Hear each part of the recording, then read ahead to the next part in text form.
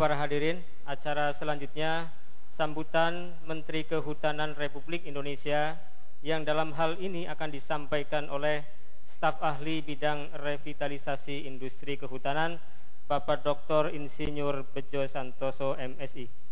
Kalimat Wazir Syu'un Al-Ghabat Jumhuriyat Indonesia alladhi sayulqiha al-muwazzaf al-khabir fi qismi i'adat tanshid intaj al-ghabat As-Sayyid Ad-Doktor Al-Muhandis Bejo Santoso MSI wa ila fadilatihi falyatafaddal mashkura.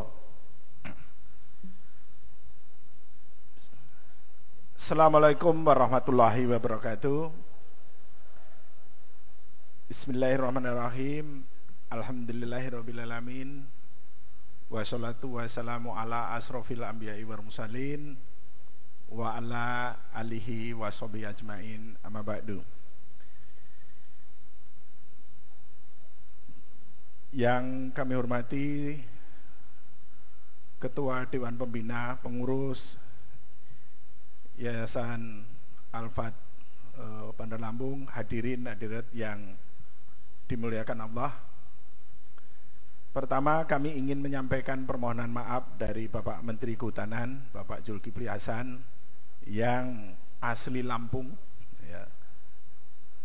Beliau seyogyanya akan hadir bersama-sama kita, sudah disampaikan oleh Pak Haji Muhyiddin tadi. Tapi mendadak beliau dapat perintah Presiden. Jadi memang kalau Menteri bukan yang paling tinggi, jadi yang di atasnya masih ada Presiden. Maka ketika Presiden perintahkan, terpaksa yang lain harus batal.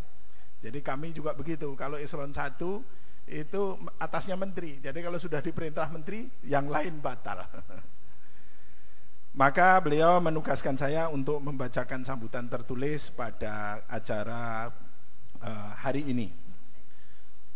Baik, kami bacakan selengkapnya sambutan Menteri Kehutanan pada Grand Launching Sufan Al-Quran Abdullah bin Mas'ud, Bandung, Lampung Selatan, Selasa 19 November 2013. Assalamualaikum warahmatullahi wabarakatuh. Yang mulia Duta Besar Sudan untuk Indonesia, yang mulia yang mewakili Duta Besar Palestina, yang kami hormati Bupati Gubernur Lampung atau yang mewakili, yang saya hormati Bupati Lampung Selatan atau yang mewakili, Ketua Sufah Al-Quran Abdullah bin Mas'ud, yang kami hormati Pembina Pondok Pesantren Al-Fat, Sivitas Akademika Pesantren Al-Fatah, Bapak Ibu hadirin hadirat yang dimuliakan Allah. Puji syukur kehadirat Allah SWT atas rahmat dan hidayah yang dilimpahkan kepada kita sekalian, sehingga pada hari ini kita dapat berkumpul bersama dalam rangka peresmian Grand Launching Sufa Al-Quran Abdullah bin Mas'ud di Negara Ratu Natar, Lampung. Semoga Allah SWT senantiasa memberikan kepada kita nikmat panjang umur dalam taat kepada Allah SWT. Sebab Nabi Muhammad SAW bersabda, khairukum man ta'ala amruhu wa hasuna amuluh. Sebaik-baik orang di antara kamu adalah orang-orang yang panjang umurnya, baik pula amal ibadahnya. Selawat serta salam tak lupa kita sampaikan keribaan Rasulullah alaihi wasallam. Semoga dengan bersalawat kepada beliau kita akan mendapat syafaatnya pada hari akhir nanti. Amin ya robbal alamin. Hadirin yang saya hormati, pada tanggal 25 Oktober yang lalu saya berkunjung ke Pondok Pesantren Al-Fatah ini. Pada waktu itu pembina Pondok Pesantren Al-Fatah menyampaikan sekilas tentang sejarah dan prestasi yang diraih oleh santri dan alumni Al-Fatah. Beliau juga menyampaikan rencana pesantren Al-Fatah yang akan memulai kuliah perdana Sekolah Tinggi Sufah Al-Quran Abdullah bin Mas'ud pada tanggal 10 Muharram 1435 Hijriah. Alhamdulillah, sesuai dengan rencana tersebut, hari ini kita dapat melaksanakan launching sekolah tinggi tersebut.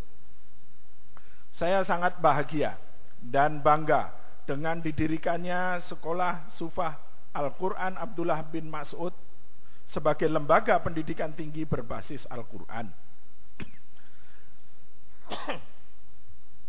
Dengan sistem pembelajaran online, sebagaimana kita ketahui, Al-Quran adalah kunci keunggulan peradaban Islam. Maka pembelajaran Al-Quran dalam rangka mewujudkan keunggulan tersebut adalah suatu keharusan. Diharapkan ke depan Sekolah Sufah Al-Quran Abdullah bin Mas'ud mampu menjadi rujukan pengkajian, pengajaran, dan pengalaman keilmuan berbasis Al-Quran yang mencetak para penghafal Al-Quran dan kader pemimpin umat yang berwawasan dan berkarakter Al-Quran.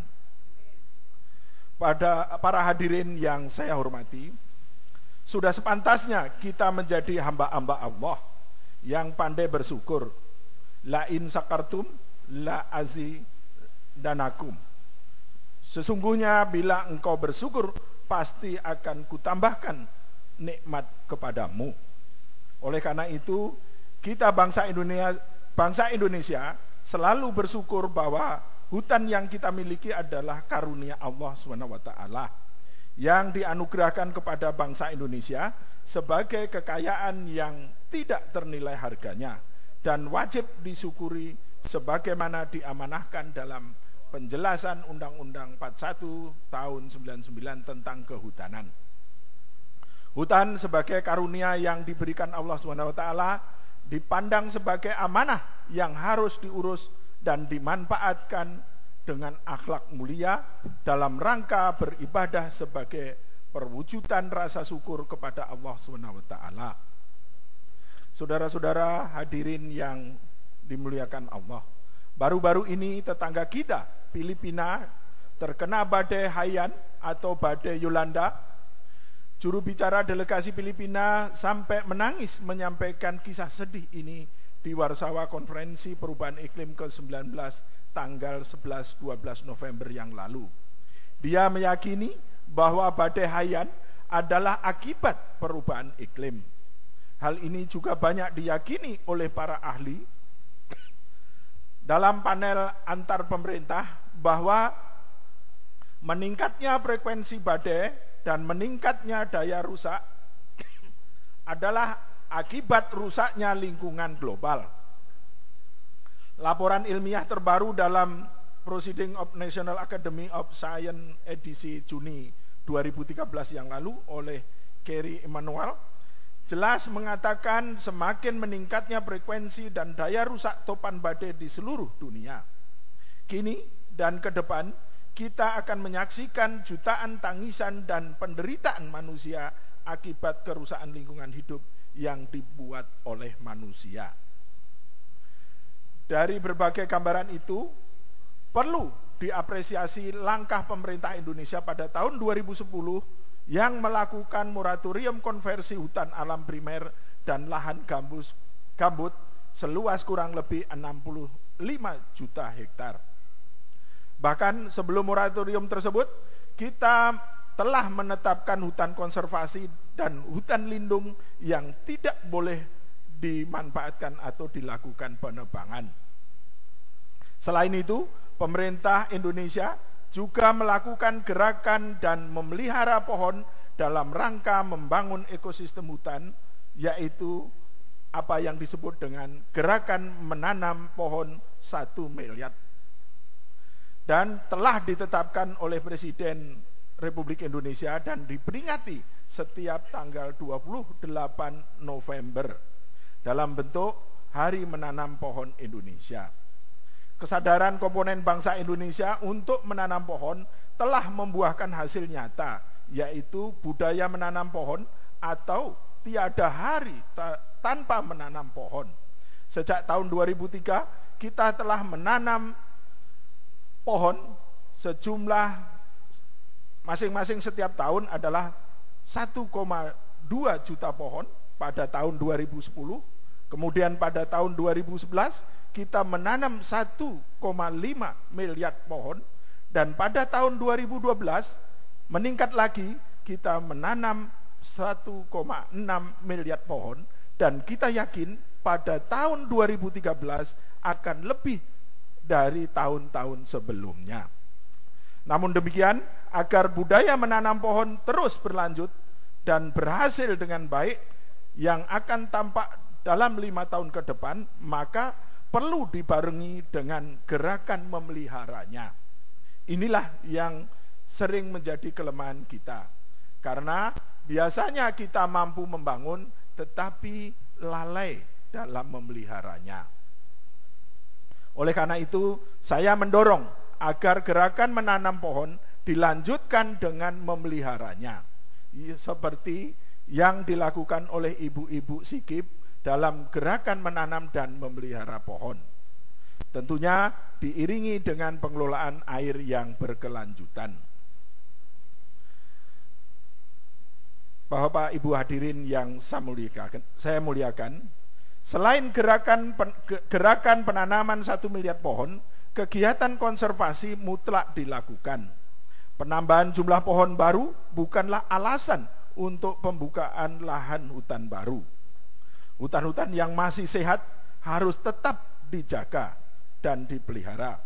Di samping itu, untuk penanaman kembali hutan yang gundul dan lahan yang kritis harus terus berjalan secara simultan dengan gerakan tanam dan pelihara pohon tersebut. Kesuksesan gerakan menanam 1 miliar pohon bukan saja memberikan manfaat bagi masyarakat Indonesia, melainkan juga bagi masyarakat dunia, generasi mendatang. Terlebih menjelang puncak peringatan Hari Menanam Pohon pada tanggal 24 November 2013 akan dilaksanakan di Kabupaten Karangasem, Bali, yang akan segera dicanangkan oleh Bapak Presiden bersama-sama Bapak Wakil Presiden. Sesungguhnya merawat dan meruat pohon menjadi tanggung jawab kita semua umat. Apalagi kearifan semacam itu ada di semua agama di dunia. Untuk itu saya mengajak kita semua yang ada di sini, ayo tanam pohon untuk kehidupan yang lebih baik. Saudara-saudara sekalian yang dimuliakan Allah, demikianlah beberapa hal yang dapat kami sampaikan pada kesempatan kali ini. Sebagai penutup, saya mengucapkan selamat atas launching Sufah Al-Quran Abdullah bin Mas'ud. Semoga Allah SWT senantiasa membimbing dan melindungi langkah kita. Demikian, wabillahi taufiq wal hidayah. Wassalamualaikum warahmatullahi wabarakatuh. Menteri Kehutanan ditandatangani Zulkifli Hasan. Untuk acara selanjutnya, penyerahan cenderamata sekaligus nanti dilanjutkan penandatanganan, karena harus langsung oleh Menteri, maka Bapak Staf Ahli sebagai paraf diprasasti. Taslim hadaya takrimiyah li Sayyid Wazir Syu'un Al-Ghabat. Penyerahan cenderamata disampaikan oleh Ketua Panitia, alladhi sayusallimuhu Rais Al-Lajnah fi hadzal barnamaj.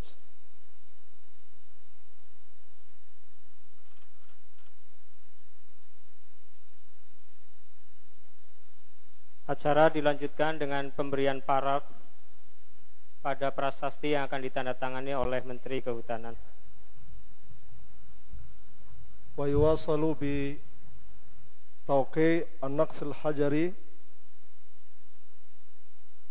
ramzan li iftitah wa itlaq Sufatul Quran Abdullah bin Mas'ud min kibal al-mumathil